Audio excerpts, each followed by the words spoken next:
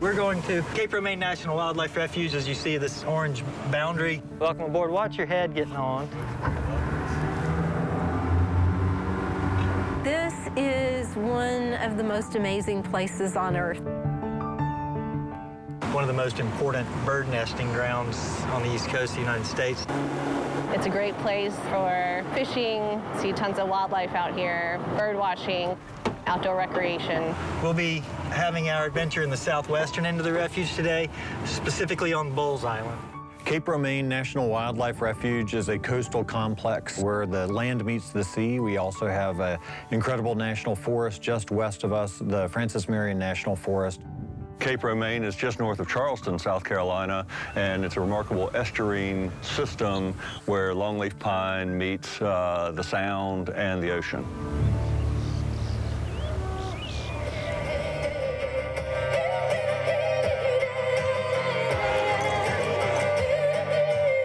We have one of the only Class 1 wilderness systems on the East Coast, so we're trying to recognize what we have and to preserve it and make it better amongst the many different development pressures that are saturating our area right now. My name is Eddie White. I'm the founder of Boneyard Green. How's everybody doing out there? Very good. Cracking in from the fields, we digging down in this cold. Boneyard Green is an original music showcase. We started about 10 years ago with help from the guys in Hooting the Blowfish, and we connect the community through original music. Fortunately, there's a group of like-minded people that have protected the environment, that recognize the cultural importance of what we're not displacing, but what we're integrating with. And through a coalition of private, philanthropic, and governmental entities, we've tried to protect this environment. So what we're moving into, we're trying not to displace. I'm definitely concerned about the growth in the Charleston area, and I think everybody who lives here is. My name is Gere. I'm a co-owner of Seawee Outpost in Allendale, South Carolina. Hey, how are you? Business-wise, it's great. I mean, we're selling more things, but quality of life-wise, it's definitely lessening each day that 30 people move here. It makes enjoying the outdoors a little more difficult because they're shrinking, and then when you actually go to access them, it's a little harder. But we do have these great natural areas around us to frame it and contain it to some degree, and at least it gives us a place that we can go escape from the hustle and bustle of all that development. What you're seeing here is the Highway 17 corridor, and you've got this mix of ownerships of protected lands and unprotected lands.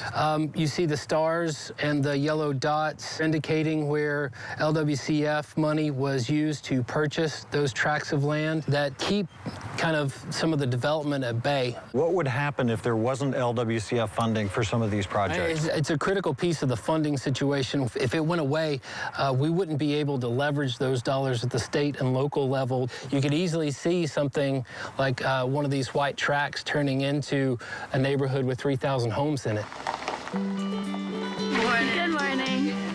A lot of times people think of land protection as simply protecting something that's not for anybody to use. And that's certainly not what land and water conservation is about. I mean, this serves as an amazing place for us to bring thousands of children every year. I'm Grace Gasper, and I'm Executive Director of Friends of Coastal South Carolina. The phosphate looks like it's about 0.0. So we have a science learning and environmental stewardship program called Earth Stewards. It's a way children can bring their science lessons outdoors. We think that's such an important part of our conservation mission because we have to have that next generation, valuing these places and making the decisions to continue to protect them.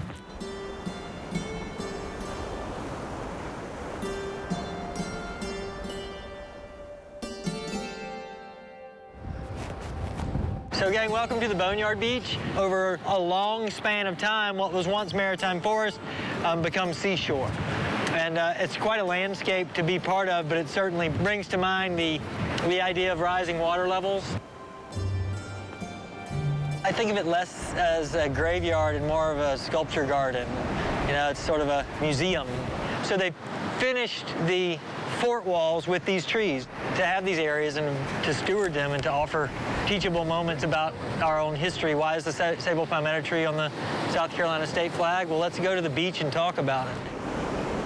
With rising water levels and changing ecosystems and massive habitat changes, the national wildlife refuges are going to need to have the funds to extend their borders inland.